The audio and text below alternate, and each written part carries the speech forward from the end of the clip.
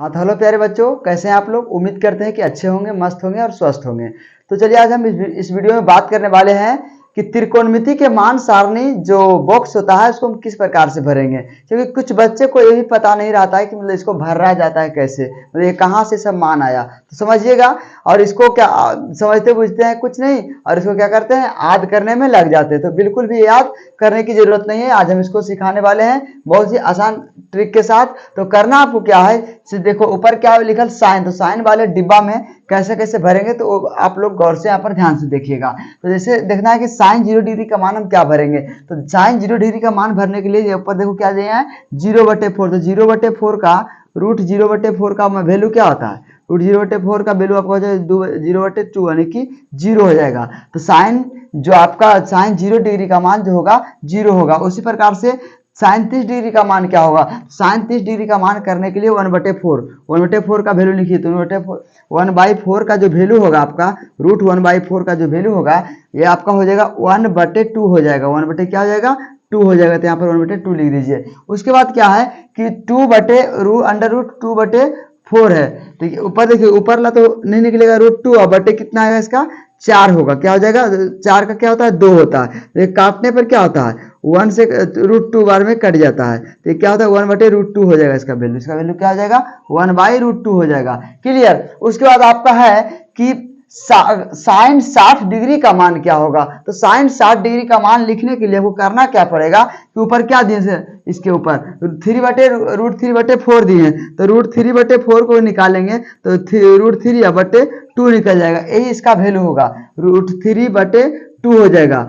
यानी कि √3/4 का जो देखो √3 तो अंदर से √3 तो बाहर नहीं होगा, लेकिन ये 4 का क्या हो जाता है वर्गमूल आपका ये 2 होता है। ठीक है ना। तो ये आपका हो जाएगा 2। उसके बाद आपका आता है कि साइन 90 डिग्री का वैल्यू क्या होता है। साइन 90 डिग्री का मान इनके 4/4 का वैल्यू क्या होता है, वो इसका वैल्यू होगा। तो आपको करना क्या है, इसका 2/2 यानी कि आपका इसका वैल्यू 1 आता है। ये हो गया 1। आपको मान सारणी लिखने के लिए इसको ये समझना होगा कि शुरू कहां से करें, तो 0/4, 1/4, 2/4, 3/4 और 4/4। अब ये साइन का जब वैल्यू लिखा जाता है तो अब करना क्या है, कॉस के वैल्यू लिखने के लिए आपको इसका इधर से शुरू कीजिए, इधर से लिखते जाइए।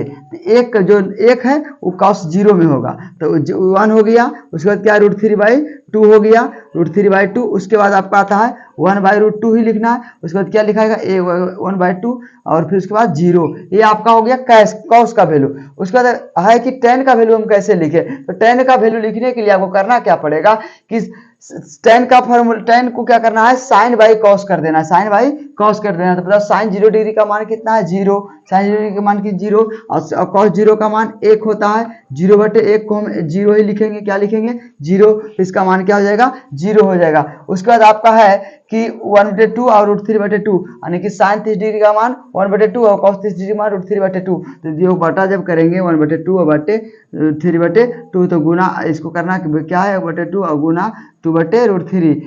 2 से 2 खत्म हो गया, क्या आ जाएगा 1/√3 आ जाएगा। इसका मान क्या आ जाएगा 1/√3 आ जाएगा। इसका 1/√3 होगा। और जब इसको दोनों बटा करेंगे 1/√2 और बटे 1/√2 तो देखिए एक बार में ही टोटल कट जाता है। क्या होता है कट जाता है एक बार में। तो इसका आंसर क्या होता है 1 होता है। ठीक है। उसके बाद आता है √3/2 और 1/2 को जब हम बटा करेंगे और जब डिवाइड करेंगे तो √3/2 और ये 1/2 तो जब बटा करेंगे तो √3/2 और गुना 1/2/1 तो 2 से 2 खत्म हो जाएगा। अब बच्चा क्या आपका √3 बच जाएगा। क्या बच जाएगा √3 इसका वैल्यू होगा। उसके बाद करना क्या है कि 1/0 जब हम करेंगे, देखिए कोई भी संख्या में अगर 0 से डिवाइड करते हैं तो उसका मान जो होता है अपरिभाषित होता है। उसका मान क्या होता है अपरिभाषित। 1/0 अगर हम यहाँ पर करते हैं तो इसका मान क्या हो जाएगा अपरिभाषित, इन्फिनिट हो जाएगा, जो कि इसका परिभाषित का ये सिंबल हुआ। उसके बाद करना क्या है कि कौशिक में हम क्या भरें,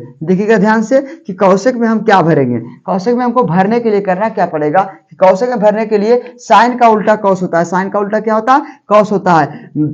तो साइन का उल्टा कॉस होने के लिए इसको क्या करना है, इसको इसमें लिखना है, इसका उल्टा इसमें और इसका उल्टा कॉस का उल्टा सेक में और टेन का उल्टा कॉट में। तो देखिए 0 यहाँ पर है जीरो नहीं कुछ तो क्या लिखा हुआ है, 0/1 लिखा हुआ है। अगर किसी भी संख्या के साथ नीचे अगर डिवाइड में कुछ भी नहीं रहता है तो वहाँ पर 1 रहता है, तो यहाँ पर 0/1 लिखा हुआ है, तो यहाँ पर ये क्या हो जाएगा, यहाँ पर ये हो जाएगा आपका 1/0, पलटने के बाद क्या हो जाएगा 1/0। तो किसी संख्या से अगर 0 से डिवाइड करते हैं तो ये आपका मान क्या हो जाएगा, अपरिभाषित हो जाएगा। उसके बाद यहाँ पर इसको जब पलटते हैं तो ये तो 1/2 है, तो अगर 2 ऊपर जाएगा तो 2/1 लिखने के लिए हम 2 यहाँ पर लिखते हैं। उसके बाद हम इसको पलटेंगे तो क्या हो जाएगा, √2 ऊपर और 1 नीचे हो जाएगा, जिसके अनुसार क्या लिखाएगा, √2 लिखाएगा। उसके बाद क्या यहाँ पर देखिए, तो यहाँ पर √3/2 है, तो जब इसको उल्टा करेंगे तो 2/√3 हो जाएगा। और यहाँ पर क्या होगा, यहाँ पर 1 है, नीचे नहीं कुछ तो 1 दिया हुआ है, तो 1/1 करेंगे तो कैसे करके लिखेंगे तो 1 ही होगा। उसके बाद है कि कॉस का सेक, तो अब जब इसको पलटेंगे तो क्या होगा,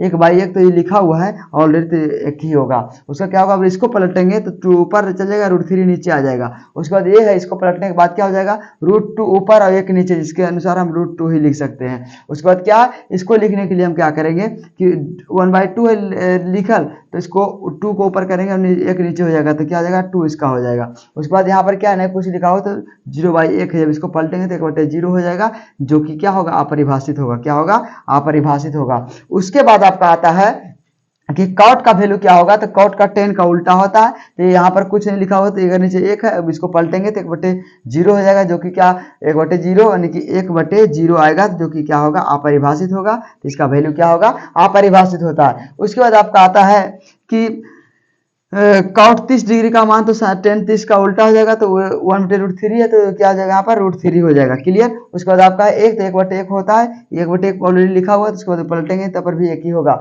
उसके बाद यहाँ पर क्या होगा कि √3 लिखा हुआ है, अगर नीचे नहीं कुछ है तो 1 है, तो 1 को अगर ऊपर ले जाएंगे और नीचे क्या आ जाएगा, √3 आ जाएगा। क्लियर। उसके बाद यह परिभाषित कैसे था, तो 0/1 था, 1/0 था, मतलब कोई संख्या था तो 0 क्या हो जाएगा ऊपर, 0 में किसी भी संख्या से अगर डिवाइड करते हैं तो ये आपका हो जाएगा 0/1, किसी डिवाइड जब करते हैं तो ये आपका हो जाएगा 0 ही हो जाएगा। ठीक है। उसके बाद अब आता है कि सर जी ये आप क्या लिख रखे हैं कि ये π/6, π/4, π/3, π/2, तो होता क्या है कि देखिए एंगल में आपका जो होता है कि पाई का वैल्यू आपका 180 डिग्री होता है। पाई का वैल्यू क्या होता है, 180 डिग्री होता है। पाई का मान जो है आपका 180 डिग्री होता है। ठीक है। पाई का मान आपका 180 डिग्री, यहाँ पर ध्यान रखना है। पाई का वैल्यू आपका पाई बराबर होता है 180 डिग्री, 180 डिग्री होता है, इसलिए देखो 30 डिग्री है तो 180/30 को हम क्या लिखेंगे, 30 को हम लिख सकते हैं पाई/6 लिख सकते हैं, क्योंकि 180 को अगर हम 6 से डिवाइड करते हैं तो 30 से होता है, क्या होता है, 30 ही होता है।